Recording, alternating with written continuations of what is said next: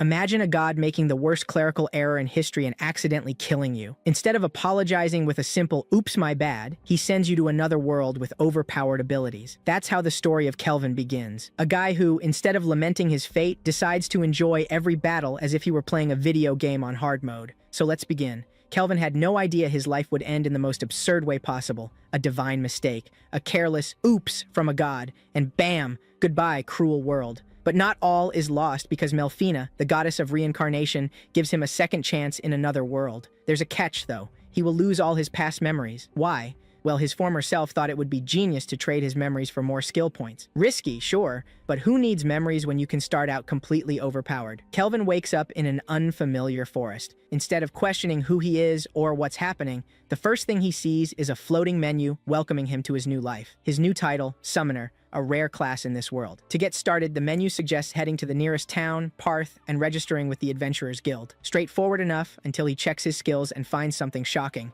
Melfina herself is listed as one of his summoned companions. Yes, his former self basically tamed a goddess like a legendary Pokemon. Upon arriving in Parth, Kelvin learns how Melfina became his companion. He fell in love with her at first sight and convinced her to join his adventure. Amused, she agreed, but on one condition: he would have to fall for her all over again. Kelvin, now without those memories, isn't sure if he should feel embarrassed or impressed with his past self. At the guild, Melfina warns him that being a summoner is too rare and would draw unwanted attention from nobility, so he registers under a cover class, Green Mage. The receptionist, Ange, explains the ranking system and assigns him his first mission: defeat 3 blue slimes. Simple, right? He picks up his ultra-powerful weapon, actually just a wooden staff, and heads to the fields. Confident, Kelvin uses his S-rank appraisal eye to analyze his targets and, following Melfina's advice, tries to tame one by weakening it first. Easy or not. The slime smacks him around and the world's future strongest summoner is nearly beaten by the weakest monster. Undeterred, he keeps trying until he forms a contract with one and names it Clotho. To his surprise, he can communicate with it through a mental link, what he calls his server network. Together, they start defeating more slimes and completing the quest. After his first victory, Melfina casually reveals that Kelvin is the only S-rank summoner in the world. His skills and companions will evolve far faster than anyone else's. He thinks it's unfair, but also too fun to complain. Back in town, Kelvin gets his reward and rents a decent inn room. On the way, he notices a slave merchant selling captive elves. One half-elf girl catches his eye, but with no money to spare, he moves on. At the Singing Spirit Inn, Kelvin enjoys his first meal in this new world. With his loyal slime, new skills, and the certainty that chaos awaits, he sets off hunting monsters again the next day, unaware that future allies and enemies are already waiting to meet him. Kelvin hasn't spent long at the Adventurers Guild, yet he's ranking up so fast that people are starting to talk. Rumors spread like wildfire. How is this guy advancing without a party? Ange worries. Higher ranks mean more dangerous missions, and without allies, survival rates drop. But Kelvin isn't worried. He's eager for a D-rank quest. Enter Cashel, a D-rank adventurer infamous as a rookie crusher, someone who preys on naive newcomers. With a smirk that says, "I'll use and betray you," Cashel invites Kelvin to join his team on a high-risk mission to hunt the Black Phantom Knight. Everyone knows Cashel's habit of disposing of potential threats, sometimes permanently, but no one dares warn Kelvin. Having appraised Cashel's stats and seen his assassin class, Kelvin isn't fooled, but also doesn't want to look cowardly. Instead, he flips the situation, challenging Cashel to a competition. May the best adventurer win. Cashel reluctantly agrees and leaves with his thuggish teammates Gimel and Raj, while Kelvin starts planning. At the Haunted Spirit Castle ruins, Cashel's team struts in confidently, until they find skeletal remains scattered across the throne room. Kelvin emerges from hiding, staff in hand, smirking. "I was waiting for you." Raj charges in brute force and falls into a magical mire trap, immobilized. Gimel wisely tries to flee, but Clotho, now an enormous gluttony slime, intercepts and knocks him out. Cashel, left alone, fights back but is easily defeated by Kelvin. In seconds, the rookie crushers are bound and finished. Kelvin then faces his true target, the Black Phantom Knight. Using appraisal, he learns his name, Gerard. To his surprise, Gerard is not a mindless monster, but a vengeful spirit bound by unfinished business. Once a loyal knight of Alcarl, Gerard lost everything when emissary Gildora of the Lizea Empire offered Alcarl an alliance to destroy Daramis. When Alcarl refused, Gildora returned with overwhelming force, leaving the kingdom in ruins and Gerard's family dead. His sole purpose since has been vengeance. Moved, Kelvin asks Gerard to join him instead of being destroyed. Intrigued, Gerard agrees to test him. Their battle is fierce, Kelvin pushing his skills and Clotho's powers to the limit. In the end, Gerard's rage consumes him, forcing Kelvin to defend himself and subdue him. Back at the guild, Kelvin turns in Gerard's shattered armor for proof of the completed quest. The real shock comes when Ange reveals Cashel's team has been arrested and sentenced for their crimes. With no rivals left, Kelvin's reputation and the adventurer's wary respect soars. Better yet, Gerard has joined his roster of familiars, alongside Clotho and Melfina. As Kelvin climbs the guild stairs to meet Guildmaster Leo, he wonders what this man could want. Before moving forward, we glimpse the moment Kelvin tamed Gerard, sharing his power and painful memories, vowing to avenge him. In the present, Kelvin meets Leo, the imposing guildmaster with elite appraisal skills. Instantly, Leo identifies Kelvin as an otherworldly summoner. On his companion's advice, Kelvin doesn't deny it. Over tea, they discuss Cashel's downfall and why the guild couldn't act sooner. Cashel was a noble of the militaristic Tricen kingdom, untouchable without proof. Kelvin unintentionally saved them trouble. Leo shifts topics, explaining that otherworlders exist, notably the heroes of the Holy Empire Doramus. Melfina, responsible for their reincarnations, admits she sent them here, promising details later. A prophecy foresees the Demon King's return, with the heroes destined to fight him. However, with so few high-level adventurers left defending cities, Leo wants Kelvin to fill the gap, gaining freedom by becoming too influential to be controlled. Kelvin, seeing the benefits, agrees. Back at the inn, Claire congratulates him on reaching B rank. Curious, Kelvin asks Melfina about Doramus's heroes. She admits they were chosen mostly for looks and prior knowledge, not divine destiny, and are out there doing their thing. Later, Kelvin revisits the slave market seeking support allies. He again notices the cursed half-elf, Ifil, shunned because her fiery curse burns anyone she touches. Melfina confirms it's from the Fire Dragon King, and breakable only by A-rank Holy Blessing magic. Kelvin leaves, then returns and buys her outright. On the way back, Ethel, overwhelmed with relief, feels safe for the first time. Kelvin casts Holy Blessing, freeing her from the curse. For the first time, she touches someone without harm and bursts into tears. At the inn, Claire outfits her in maid attire. That night, Kelvin explains his identity and lets her allocate skill points freely. With no extra rooms available, they share a bed. Kelvin, unused to sleeping beside a physical companion, lies awake all night, realizing his adventure has only just begun and that his new allies will bring even greater surprises. A month has passed since Ifil joined the group, and training has been intense. Through constant exploration and battles in the dark purple forest, everyone has been leveling up rapidly, with Ifil developing new abilities at an impressive pace. The routine of defeating monsters, collecting materials, and refining their techniques has strengthened the team quickly. Later, Kelvin and his companions return to the Adventurers Guild to report the defeat of an evil wise tree, a creature strong enough to be considered a threat and with an interesting design, basically a log with spider legs, which is quite something. Ange, the receptionist, congratulates them and shares important news. One more mission, and they can take the promotion exam. Kelvin already has rank A guaranteed, while Ifil is about to reach rank B. During the conversation, Ange mentions a new candy shop she found and invites Ifil to try it together. Without hesitation, Ifil agrees and drags Kelvin along. Later, Kelvin meets Ange at a fountain, waiting for Ifil, who arrives wearing a beautiful dress that doesn't go unnoticed. Thanks to Ange's subtle nudges, Kelvin compliments her, causing Ifil to blush visibly. The afternoon passes peacefully as they enjoy their sweets until Ifil tries to feed Kelvin a piece of cake. The gesture makes nearby men whisper among themselves, and the situation gets worse when Ange decides to do the same with a sweet bun. Soon, passers-by start speculating if Kelvin is caught in a romantic rivalry between two girls. The scene is interrupted by an unwelcome guest, Tabra, the third prince of Tricen, accompanied by his two guards. One, with the typical arrogant noble attitude, suggests that the prince should put Kelvin in his place for being a mere commoner. But Tabra's interest lies elsewhere. Ifil, with a smug smile, he offers to forget everything if Kelvin hands over one of his ladies as compensation. Kelvin wastes no time with unnecessary conversation. The two guards fall within seconds, defeated effortlessly.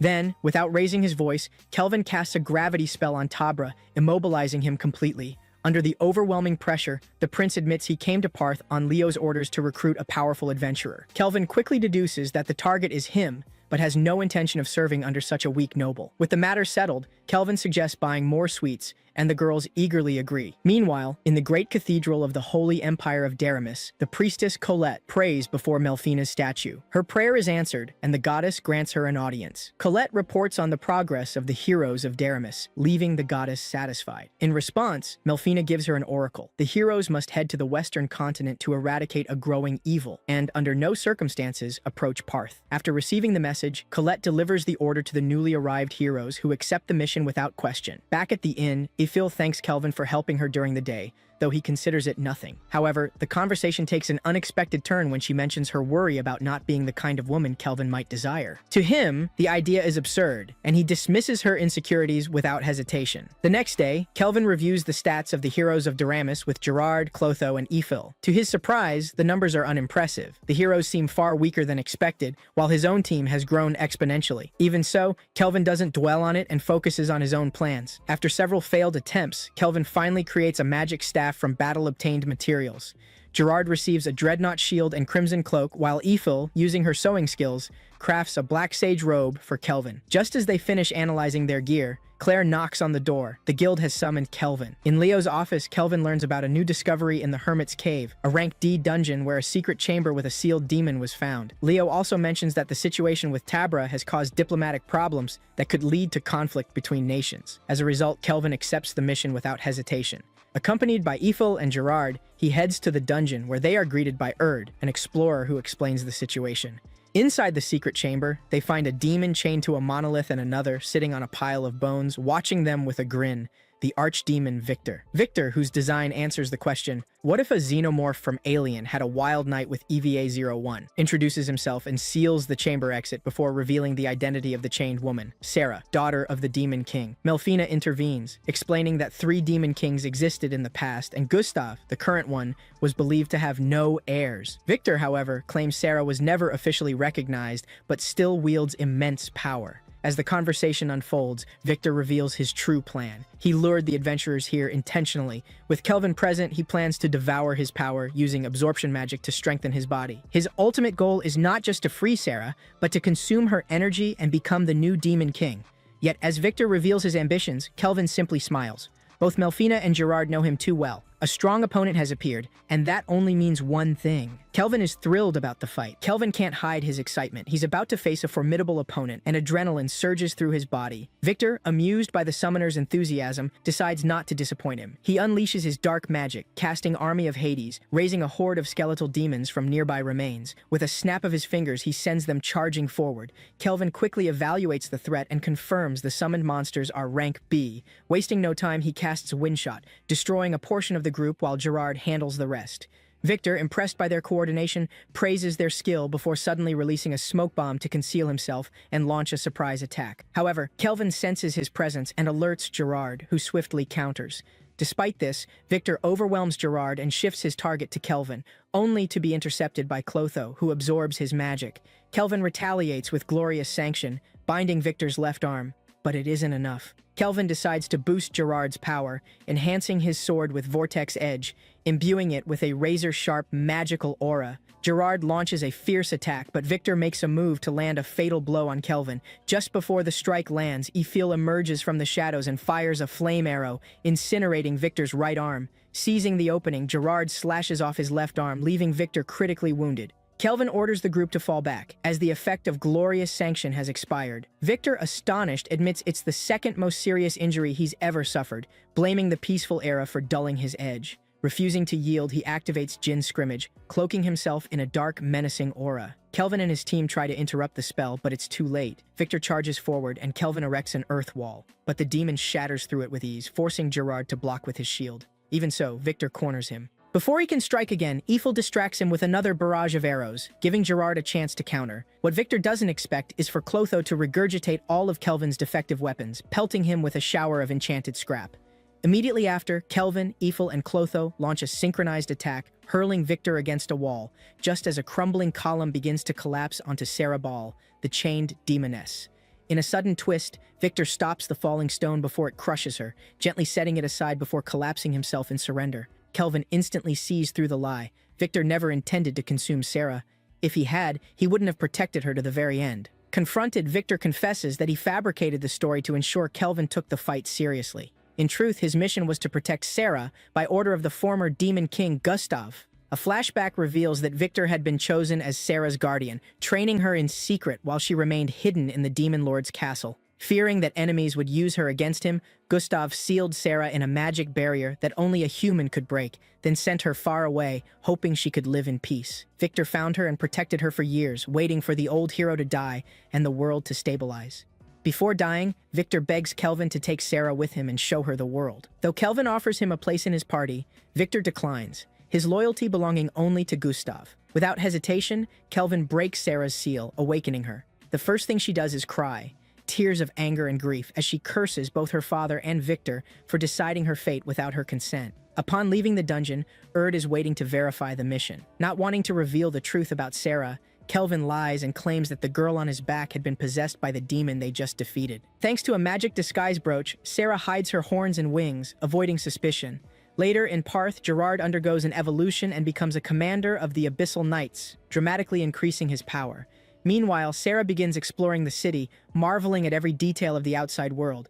Back at the guild, Kelvin officially reports the mission, which unexpectedly results in his promotion to rank A. Though he hadn't planned on it, Leo had been secretly evaluating him as part of the promotion process. That evening, at the inn, Ange and the guild members throw a party in Kelvin's honor to celebrate his new rank. However, Sarah stays distant, seated quietly while the others rejoice. Kelvin watches her, realizing that despite the new experiences around her, she still carries the burden of her past. That night, as the celebration continues in the background, Sarah remembers Victor's final words and the promise she made.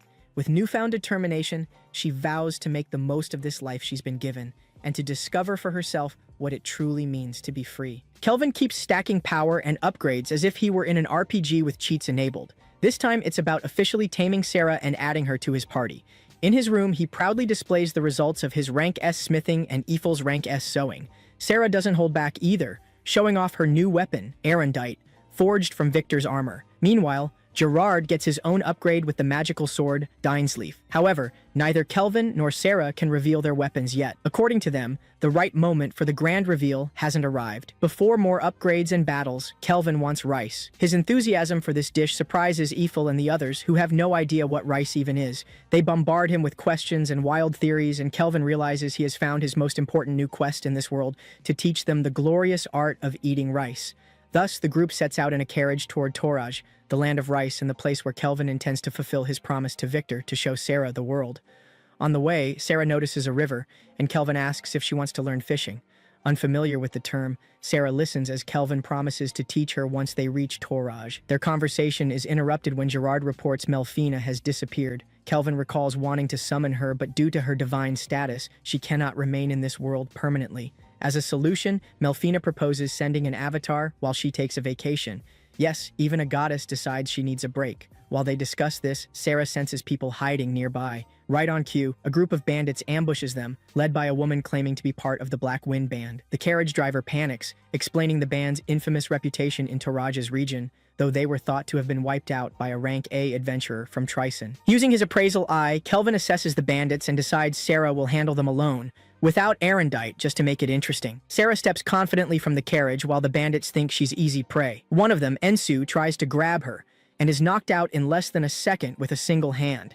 The others, panicking, attack as a group, only to be effortlessly dismantled by Sarah. Even Gilda, a bandit wielding a giant hammer with over 200 strength, is defeated with insulting ease. From the carriage, Kelvin remarks this is no surprise. Sarah is level 75, while the bandits barely reach level 25-30. With the bandits captured, their leader warns that their boss is even stronger, around level 70. Kelvin's curiosity is piqued. The group finally arrives at Toraj, a place resembling a feudal Japan isekai setting. Gazing at the sea, Sarah recalls Victor's promise to teach her how to swim and eagerly asks Kelvin to be her teacher.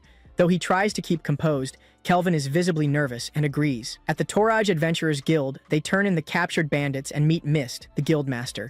Kelvin learns Mist and Leo were former adventuring companions, with Leo once bearing the title the Analyzer. Mist provides more intel on the Black Wind Band. Rumor has it they were defeated by Kristoff, a famous Trison adventurer, yet have returned, now trafficking people as slaves. Everyone knows the band operates in Toraj, but no one can act without risking conflict with Trison. Kelvin decides the best way to find them is to use Sarah's detection skills. She locates a level 50 individual at the village entrance, immediately catching Kelvin's interest. Meanwhile, elsewhere in Toraj, the heroes of Doramus arrive. Toya, one of the heroes, wants to intervene with the bandits, but his companion Setsuna insists their mission is to head west, following Melfina's guidance. Toya refuses to ignore those in need, sparking a heated argument. Mist remembers Kelvin asked her to brief them on the situation and realizes he has a plan. In the bandits' hideout, one of them, Hope, is about to do something terrible to an enslaved girl named Ruka when Kelvin's group bursts in, annihilating him instantly. Meanwhile, Kristoff, the supposed hero who defeated the Black Wind Band, is revealed as the true leader. He converses with his ally Prizra, discussing how Trison uses them for slave capture and will likely abandon them if things go south. Before they can continue scheming, Kelvin storms in. Kristoff assumes Kelvin came to fight, but Kelvin makes it clear he doesn't even see him as a worthy rival. For Kelvin, this is just a warm-up for something greater. Toya and the heroes of Daramus finally arrive at the hideout, only to find all slaves safe and the bandits already defeated. One of the freed captives mentions their true savior is still fighting the remaining leaders and may not survive. Without hesitation, Toya rushes to the battlefield, only to find Kristoff and his allies already lying defeated. The only one still standing is Kelvin, smiling confidently. Confused, Toya assumes Kelvin is the head of the Black Wind Band, and that the criminals are the adventurers. It seems a clash between the heroes and Kelvin's group is about to begin, but Kelvin has been waiting for this with his trademark grin. From the very start, Kelvin decides to play the villain purely for fun. With an arrogant air, he mocks the heroes of Daramus, letting them believe his group is the Black Wind Band. Boasting about how easily he defeated the bandits, he immediately provokes Toya and his team, who quickly proclaim that they will deliver justice. Far from worried, Kelvin laughs brazenly, claiming the heroes are too weak and offering a challenge, him alone against all of them. If he wins, the heroes must testify against Kristoff and his group. Toya, clinging to his sense of justice, insists the fight should be one-on-one between him and Kelvin, but Setsuna stops him, convinced Kelvin is hiding something and that falling into his game would be a mistake. With his team's support, Toya finally accepts the challenge. They move to a more open area for the battle. Meanwhile, Ethel, unhurried, prepares sandwiches for everyone to enjoy while watching. Relaxed as if on a picnic, Kelvin explains that this fight isn't just about winning, it's also to improve his weakness, fighting multiple opponents at once. He also plans to test his new artifact, the Skill Devourer. On the other side, the heroes activate their fairy blessings and launch their assault without hesitation. Toya, using his close combat prowess, tries to pressure Kelvin up close. To his surprise, Kelvin praises the tactic before unleashing a Radiant Lance spell, forcing Toya and Setsuna to block. Before Kelvin can continue, Nana summons her tamed monster Money, which breathes fire his way. Kelvin dodges swiftly and seizes the opportunity to use the Skill Devourer on Miyabi, stealing her parallel thought ability. Observing, Gerard notes that the Skill Devourer was forged from Victor's armor, while Sarah explains it allows Kelvin to copy and swap abilities during battle. Furious over what just happened, Toya charges again, this time trying to keep Kelvin from using more magic. Even that fails. Kelvin blocks the strike with one hand, wielding Sarah's rank S martial arts skill. Setsuna tries to intervene, but Kelvin raises an adamantite wall to split them up. Setsuna slices through it effortlessly, proving she won't be held back. Using the confusion, Kelvin appears behind the rubble and hurls a giant fireball at Setsuna. Toya, determined to protect her, intercepts it with his sword. Proud, he declares he will defeat the Demon King with his unshakable resolve. Before he can continue, Setsuna slaps him, tears of frustration streaming down her face. She reminds him of how they were summoned to this world and all they've endured, scolding him for not trusting his team and begging him to stop acting alone. Realizing his mistake, Toya apologizes for trying to shoulder the battle by himself. The heroes begin coordinating, but Kelvin remains unstoppable. Now with an organized strategy, the heroes execute their best plan. A light fairy blinds Kelvin, nullifying his detection ability. Nana and Miyabi combine ice and dark magic to immobilize him, while Toya and Setsuna ready the final blow. For a moment, Kelvin appears trapped, but in truth, this was all part of his test. Using the parallel thought he stole from Miyabi, Kelvin summons his adamantite guardians and casts a new spell, Radiant Fire Rain. The magical explosion frees him and defeats the heroes one by one, ending the match in a crushing victory. When Toya regains consciousness, Kelvin explains the truth. His group isn't the Black Wind Band, but the ones who saved the slaves. Ashamed, Toya sincerely apologizes for wrongly accusing them. Kelvin, harboring no grudge, assures him he doesn't mind, as long as they keep their word. Accepting his loss, Toya agrees to honor the deal. Kelvin's expression shifts to a mischievous grin as he states his condition. Everyone must strip naked. With the slave situation resolved, Kelvin, Mist, and a guild receptionist watch as Luca, her mother, and the other freed captives depart in a wagon toward a new life. Satisfied with the outcome, Mist remarks that from now on, they'll handle interrogating Kristoff and the remaining members of the Black Wind Band. Before leaving, Mist asks Kelvin about his next destination, and with a mischievous smile, he replies that he still has a fun punishment pending. The heroes of Daramus, now clad in beachwear, find themselves in a cave battling a gigantic, monstrous octopus. This was the real reason Kelvin had demanded they strip, not what everyone had initially imagined. From the shore, Kelvin silently observes while Sarah fishes and Ethel and Clotho set up a picnic. Though Kelvin offers tips on fighting more efficiently, the heroes still struggle to bring the creature down. After a long, chaotic battle, they finally manage to defeat it, and Kelvin signals the start of the picnic, rewarding them with a well-earned break. As they enjoy the food, the group mentions Colette, the priestess of Daramis, prompting Toya to share details about how she summoned them into this world. Curious, Kelvin compares their experiences and notes that while the heroes of Daramis were summoned, he arrived here through reincarnation after his death. Changing the subject, he poses a critical question. How do they think they would fare in a Rank S dungeon with their current strength? Toya's answer is blunt. They wouldn't stand a chance and would have no choice but to flee. At that moment, Sarah unexpectedly hooks a sinister dragon, the dungeon's boss. As the demoness engages the beast, Kelvin reflects with Toya on the responsibilities that come with power and how their actions affect those they've sworn to protect. Toya, resolute, vows that his group will continue training until they're strong enough to face any foe. Impressed by his determination, Kelvin declares that they've passed his test and joins the battle to aid Sarah. Afterward, Kelvin and his team bid farewell to the heroes of Daramis as they board a ship for their next destination. As a gesture of goodwill, Kelvin gifts them enchanted pendants that, according to him, slightly boost their stats, though they hide a secret function he hopes never to use. Watching the ship fade into the horizon, Gerard approaches, sensing something weighs on Kelvin's mind. Kelvin wonders aloud if the kingdom of Lizea, the one responsible for his homeland's destruction, lies across the sea. Gerard confirms it. Kelvin then poses another question. If they faced Lizea now, could they win? After consideration, Gerard believes that with the power they've amassed, victory is possible. Still, before even thinking about war, Kelvin intends to first defeat the remaining Rank S monsters on the current continent. At that moment, Sarah arrives with news. A messenger from Mist has brought a special request. Someone important wants to meet them. The mysterious summons turn out to be from Tsubaki Fujiwara, the Queen of Toraj, who, grateful for their help defeating the Black Wind Band and the Rank S Dragon, wishes to hold a grand banquet in their honor.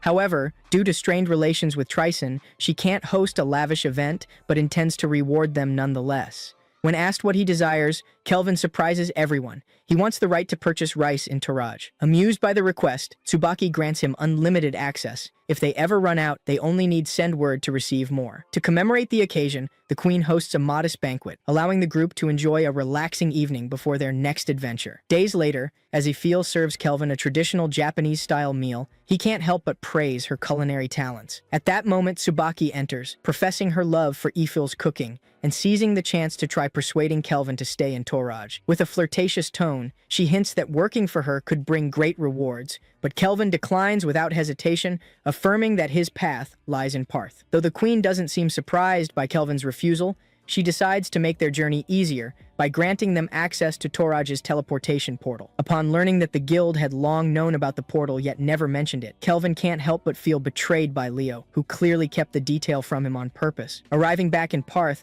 Kelvin discovers that his recent meeting with Queen Tsubaki has become a hot topic among adventurers, thanks to Ange. Preferring to downplay it, he insists he has no intention of settling in Toraj permanently. With his reputation growing and his team expanding, Kelvin decides it's time to acquire a proper home. Once settled, they receive a visit from Luca and her mother, who will now serve as caretakers of the estate. That night, just as Kelvin is preparing to rest, Melfina finally returns, manifesting in the physical avatar she had mentioned before. Her presence now feels more real than ever, marking a new chapter in Kelvin's journey. Sitting before a plate of Ifil's cooking, Melfina savors every bite but can't help complaining about how difficult it was to locate Kelvin. Gerard, puzzled, takes the chance to ask who she truly is. Melfina formally introduces herself to the group, making it clear she was the one responsible for Kelvin's reincarnation. Later, in the living room, she asks everyone to simply call her Mel to avoid trouble with Daramis. As thanks for successfully summoning her, she bestows upon Kelvin a special blessing with two effects. Once per month, it will nullify a fatal wound, and it grants him the ability to summon heroes. While Sarah and Mel square off in a sparring match, Luca and Gerard watch closely, and outside the mansion, Kelvin quietly reflects, wondering if the heroes of Daramis have already reached the western continent and pondering his new summoning power. After the match, Sarah and Mel head to the baths, where Eiffel tends to them, and they discuss Kelvin's unusually contemplative behavior. Mel guesses his unease is tied to his newly acquired hero summoning ability. Later in the garden, Melfina meets with Kelvin, who asks her about the true significance of heroes. Rather than answer directly, Mel recounts the origin of the Demon King and his unique ability, Papilla, which multiplies the evil within its bearer and nullifies all incoming damage. The only force capable of countering this power are heroes, beings whose very nature is foreign to this world. Though Kelvin managed to adapt thanks to his memory loss, he can't help but feel concern for the heroes of Daramis,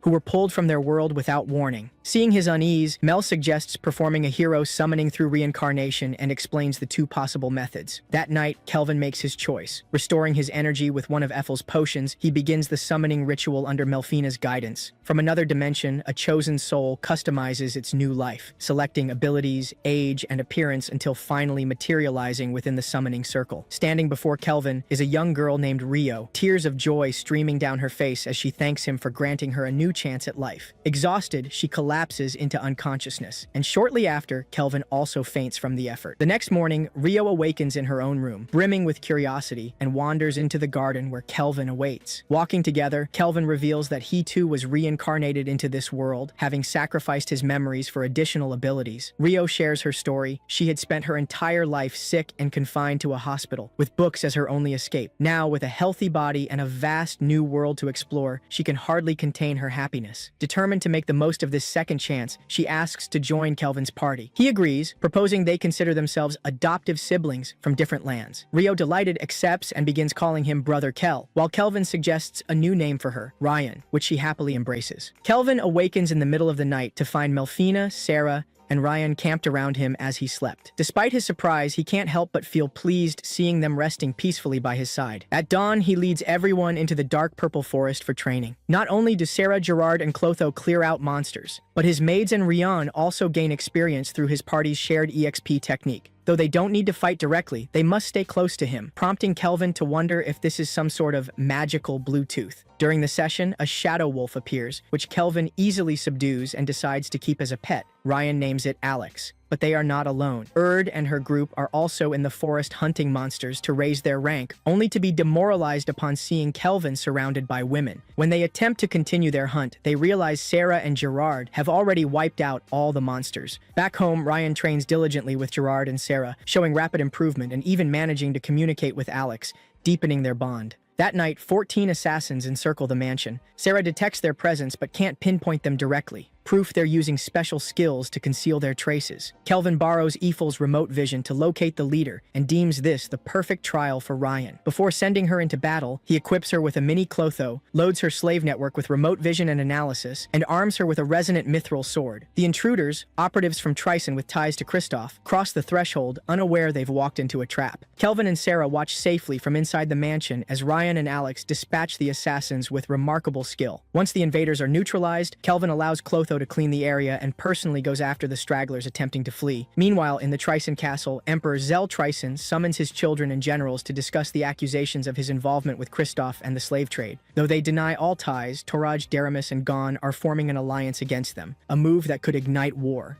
During the heated debate, Tristan suggests launching a preemptive strike before the other nations have a chance to grow stronger, arguing that while they forged diplomatic ties, Trison focused on bolstering its military might. Some agree with him, but Shutora, one of the Emperor's daughters, questions whether now is truly the right time. Her brother Asgrad, eager to test his new dragons in combat, supports Tristan's plan. The generals' votes split evenly, with Dandalba opposing and Asgrad in favor, leaving the final decision to Clive Therese, who is absent from the meeting. To resolve the deadlock, Dan sends his son Jin to find him. The young man, uneasy as he traverses Clive's quarters filled with female soldiers and an unsettling aura, finally reaches his chamber. Picking his way through the exhausted bodies of women strewn across the floor, he finds the general in the midst of his own strategic exercise with his personal unit. The messenger informs Clive that his presence is required. Rising to his feet unclothed, Clive recognizes him as his colleague's son, and with a sly grin, pointedly asks, "Tell me, do you think I'm beautiful?" Riding swiftly through Crest Forest, southwest of Gon, Kelvin and his party head toward an elven village. Along the way, Ethel mentions an odd sense of familiarity with the area, which Kelvin attributes to her elven blood. However, Sarah finds it strange that elves would live on the eastern continent as they have historically always resided in the west. Melfina clarifies, explaining that over a decade ago, a faction of elves migrated east and now live under Gon's protection. A flashback recalls Kelvin's meeting with Leo, who revealed that Trison had been making suspicious moves along multiple borders, sporadic skirmishes, and possible slave raids. Though Trison has yet to show any intent to attack Parth or Toraj, the threat of a future invasion remains real. Leo is certain war is inevitable. It's only a matter of time before Tricon strikes. Due to these tensions, Lion King Leonhard of Gon requested a personal meeting with Kelvin, sending him an official letter of invitation. This meeting will also serve as Kelvin's Rank S promotion exam. When their carriage arrives at the village, they are are met with a hail of arrows. An elven squad blocks their path, demanding to know their intentions. Unfazed, Kelvin explains, and after a brief exchange, Nelrus, the village elder, appears. Nelrus's face turns pale at the sight of Eiffel, calling her Lumil and wondering aloud how she could still be alive. The confusion lifts when Kelvin clarifies that she is not Lumil, but another person entirely. Inside the village, Nelrus apologizes for the initial hostility and recounts Lumil's tragic tale. 20 years ago, the elves lived peacefully on the western continent until a fire dragon appeared demanding vengeance. Furious, it accused one of the elves of humiliating it and threatened to annihilate the village unless the culprit was handed over. The dragon's rampage nearly destroyed half the settlement before Lumil, a highly esteemed elf, stepped forward and pleaded for the dragon's wrath to end. Upon seeing her, the dragon declared she was not the one it sought, but offered a bargain. It would spare the village if Lumil became its wife. With no other choice, Lumil agreed and departed with the dragon. A decade later, her lifeless body was discovered in a forest, ravaged by wounds. Fearing the dragon's return, the elves fled east and sought refuge under Gon's protection. Melfina confirms that half-elves can only be born from a union between humans and elves, so the dragon could not have fathered Eiffel. All signs point to Lumil being her mother. Moving to the present crisis, Nelrus explains that the village has been repeatedly attacked by monsters breaching their protective barrier, abducting elves. Kelvin's group offers their assistance, requesting permission to make defensive modifications, which Nelrus readily grants. Night falls, and the invasion begins. A Tryson commander, following General Tristan's orders, leads a squad of soldiers and beasts against the village, unaware of Kelvin's meticulously prepared ambush. Melfina cloaks the village in a dense, magical mist. Sarah shapes a cursed pit with dark magic. Gerard stands guard at the entrance, ready to cut down any intruders. Eiffel, wielding her newly acquired shadow bow, picks off enemies with deadly precision. The Tryson soldiers fall one after another before they can react. Upon hearing that the fourth unit has been annihilated, the vice commander unleashes their trump card. Ryan and Melfina arrive at the enemy camp just as the monstrous Gigant Lord is released. Melfina entrusts the battle to Ryan and Alex, a test of whether Ryan is ready to stand as a true adventurer. Ryan charges with determination, only to have her blade shatter against the beast. Regaining her composure, she calls on Clotho, who spits out a fresh pair of enchanted twin blades. Together with Alex, Ryan launches a relentless assault, severely weakening the Gigant Lord. But the creature reveals its true form, the Furnace Lord, engulfed in searing flames. Without hesitation, Ryan gathers her energy and unleashes her ultimate technique, Generate Edge, piercing the Furnace Lord and ending the battle in a single decisive strike. Back at the village, Kelvin faces a new foe, General Clive, flanked by 5 elite soldiers. Clive hurls a devastating spell, forcing Kelvin to block at the last possible moment. Meeting him eye to eye, Kelvin feels the exhilarating thrill of a worthy opponent for the first time in ages. Kelvin and Eiffel ready themselves for battle as Clive hovers above, flanked by 4 elite soldiers, his gaze fixed on Eiffel with brazen admiration. Without pretense, he declares his desire to claim Eiffel as his own and make her his slave, attempting to woo her with syrupy words and a confident smile. Before he can continue, Kelvin cuts him off with a direct attack, his stance leaving no doubt no one lays a hand on his woman. Seizing the moment, Kelvin casts an appraisal spell and discovers that Clive is a reincarnated being. Realizing he has been exposed, Clive grows irritated, quickly deducing that Kelvin must also hail from another world. Kelvin instructs Eiffel to withdraw quietly as he transmutes the mountain beneath his feet into 4 massive obsidian javelins, launching them toward Clive. Yet his opponent's helix barrier absorbs the assault unharmed. Clive commands his enthralled soldiers to strike, their loyalty bound by his dominance and personal allure. However, his confidence falters when an arrow from Eiffel pierces his barrier, forcing him onto the defensive. Moments later, 4 of Kelvin's adamantite golems rise, prepared to engage. Impressed by their craftsmanship, Clive leaves his soldiers to deal with them and charges Kelvin directly. The duel escalates, Kelvin quickly discerning that Clive values neither life nor loyalty, willing to sacrifice his own men for victory. Such arrogance and disregard disgust him. In a turning point, Kelvin shatters Clive's barrier and carves a scar across his face. Enraged, Clive smashes Kelvin's staff, but Clotho devours it before it can fall into enemy hands. Driven to desperation, Clive summons Tempest Barrier, a rank S spell unleashing a raging magical storm. Unshaken, Kelvin orders Clotho to retrieve the Blackstaff Disaster. With one earth-splitting strike, he annihilates the barrier, cleaving through a mountain and severing Clive's legs. Crippled and terrified, Clive begs for his life. Suddenly, a portal rips open and General Phase, astride a colossal golem, intervenes, teleporting Clive away moments before the killing blow. Unbothered by Clive's fate, Phase introduces himself as the mastermind of the assault and mocks Kelvin, boasting that this outcome counts as a victory for Tryson. Kelvin, indifferent, deems it a draw and returns to the village. Meanwhile, in Tryson, Clive awakens shackled to an operating table, condemned to serve as a test subject for cursed weapons under Phase's command. Each time he nears death, they heal him, only to subject him to further torment. Back at the Elven village, the elves and Kelvin's party celebrate their hard-won victory with a lavish feast. From a nearby nearby hilltop, Kelvin reflects in silence until Ethel joins him, presenting a locket that once belonged to her mother. Kelvin gently fastens it in her hair, reminding her that her past and present are now intertwined. Ethel vows to serve him forever, and Kelvin accepts with quiet satisfaction. They are soon joined by the rest of the group and a petite elf who unexpectedly reveals herself to be Leonhardt Gone in disguise. The Lion King confirms that Kelvin has passed his Rank S exam. The official ceremony will be held in 4 days, featuring simulated battles against other Rank S adventurers, something Kelvin eagerly anticipates. Thus, Black Summoner continues to deliver epic battles, charismatic characters, and strategic action. Since his arrival in this world, Kelvin has embraced his passion for combat, facing ever stronger foes and forging an unbreakable team. For fans of reincarnation tales with battle-obsessed protagonists, Black Summoner offers a solid skill system, spectacular fights, and just enough humor to keep the pace lively and engaging. If you're craving more, don't miss the light novel, where the story expands with new adventures, enemies, and even greater challenges. Let us know in the comments what you thought of this series, and if you'd like to see more summaries like this one. Subscribe and hit the bell so you won't miss the next video. And if you enjoyed it, a like always helps support more epic content. See you in the next adventure.